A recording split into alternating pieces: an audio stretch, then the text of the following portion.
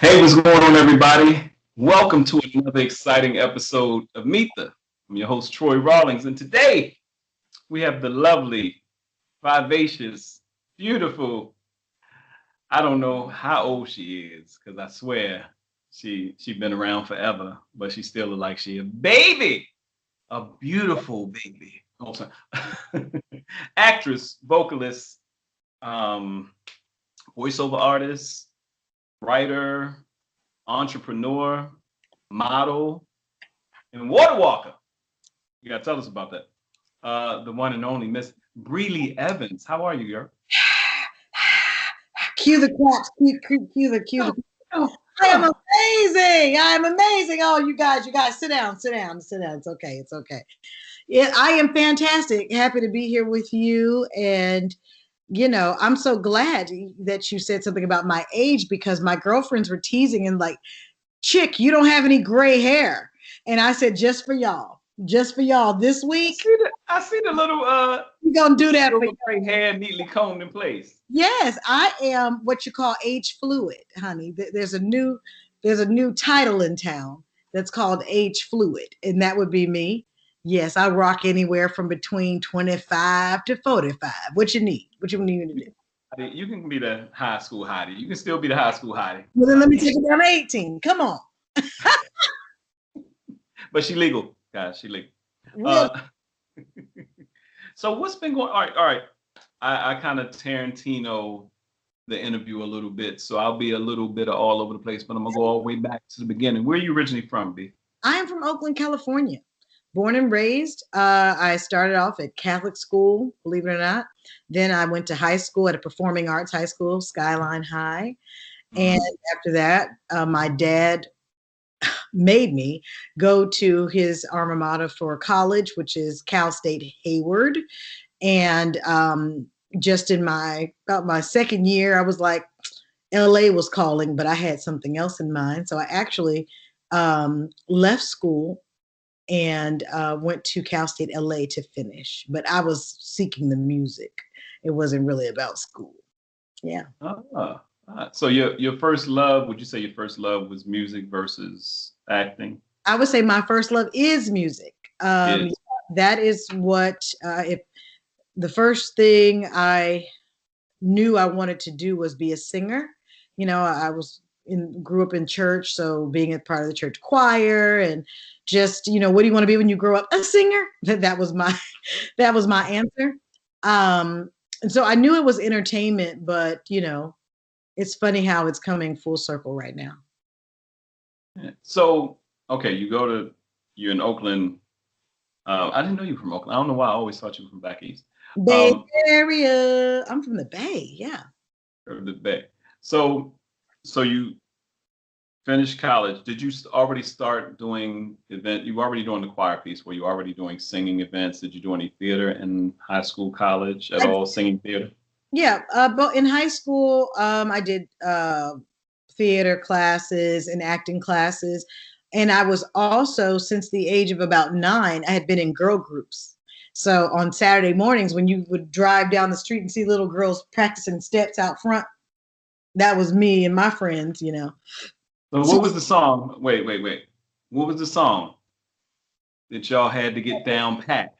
That we were singing? Oh my gosh, we were singing everything. Singing on a regular basis. The one where you got to do your first solo and shake your booty, whatever it was. Shake what you thought you had or what you had. Called we did so many songs, but one that we loved. I have a very deep voice, and so I used to feel ashamed that I couldn't sing soprano like the other girls. And my mom introduced me to a lot of singers who had this contralto voice, and so this Anita Baker Angel was one song, was like, that was my stunner song that I could really sing.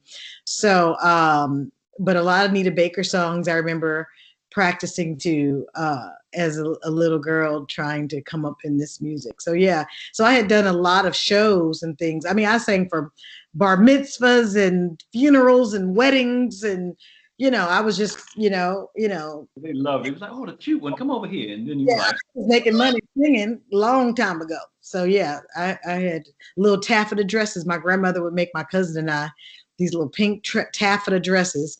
And we would go sing for events, and we were getting paid. We had our little business cards called Studio 2.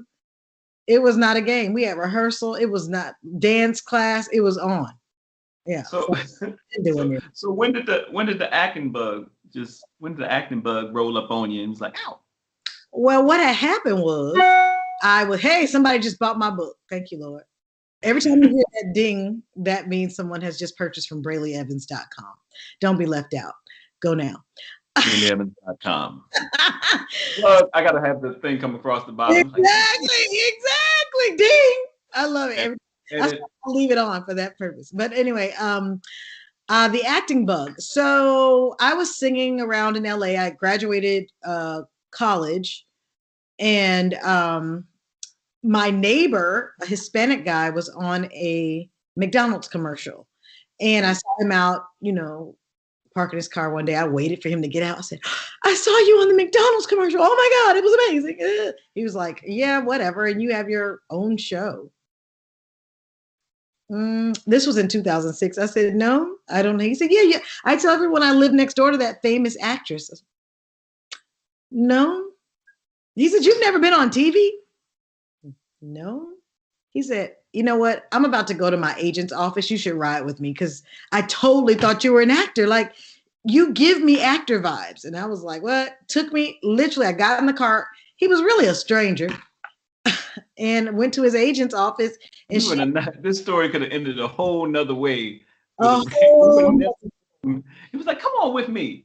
Look, girls. Don't do this. This was in 2006. Maybe things were different then. This ain't the same era.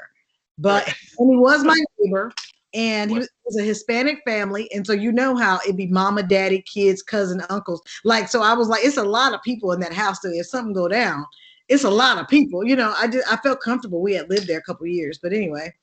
And you just saw McDonald's commercial. So yeah. And it was a commercial agent. And she told me, honey, you should have been on TV. You wasted my money and your time. I said, okay. And so with no headshots, no training, she began to send me out to auditions. And on my 10th audition, I booked that infamous Twix commercial. Cue the Twix commercial right here. All y'all fired. My daughter in the corner like, what? Right. I love it. So yeah. What was the Twix? All right, give me the line. Did you have a line in a commercial? I had more. I was the Twix commercial. If you type in YouTube Twix booty on everything I love, that's what. Yes. Twix booty. You will see the commercial. My famous line in that is Pookie Pie. Does my butt look big in these? And he know the right answer to say.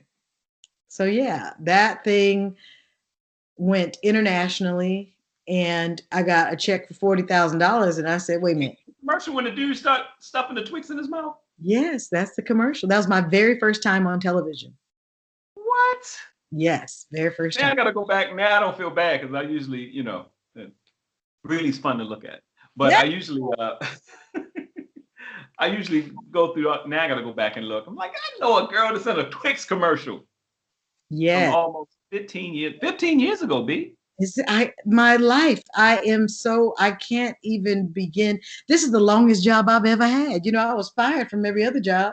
Like, when people, when you have a regular 9 to 5, but you don't belong there, why do we stay? I could have been on this track, but I just thought, you're supposed to have a job. You're supposed to, make a check somewhere every week. And I know that there's someone out there listening, watching this interview, and they're probably like, yeah, that's me. I'm always fired, or it never works out.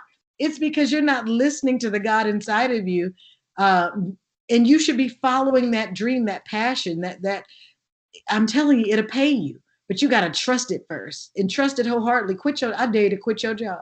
My mother said, stop telling people to quit their job. I said, I have to tell her, mommy, because on the other side of that thing is they'll be amazed what God has for them.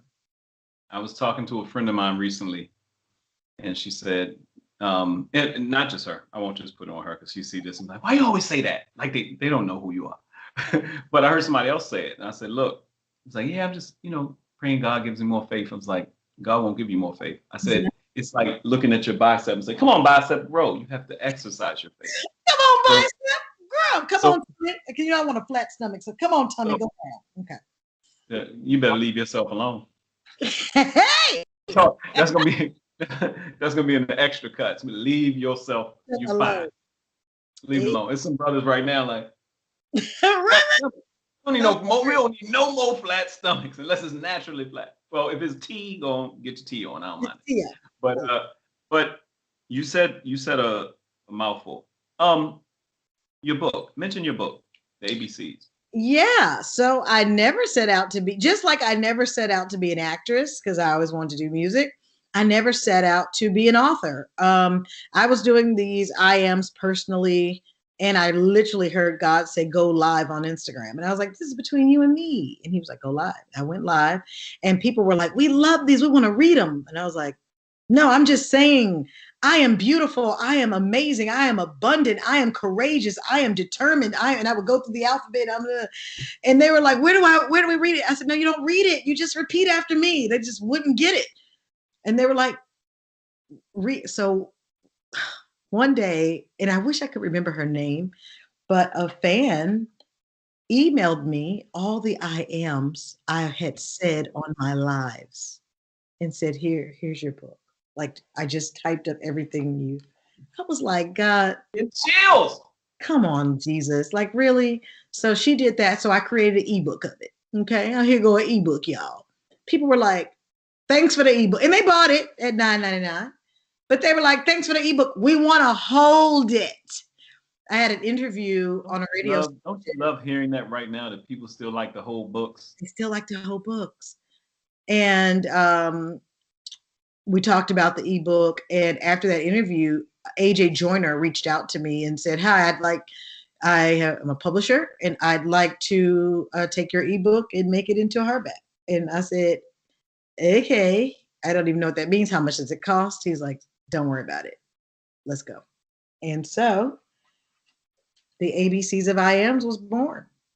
I have a hardback and a paperback. It has 5 words to each letter in the alphabet, because I was like, God, it's only 26 letters in the alphabet. That's not a book. But he kept downloading words. He kept downloading how-tos. The ABCs of IAMs is because it's for every age level. He said, you're connecting the babies to the adults, to the PhDs, the JDs, and the REVs. It don't matter. They can everyone started language with an ABC. So you're going to teach them how to speak life, speak prosperity, speak love, speak success into their lives by simply saying, I am blank.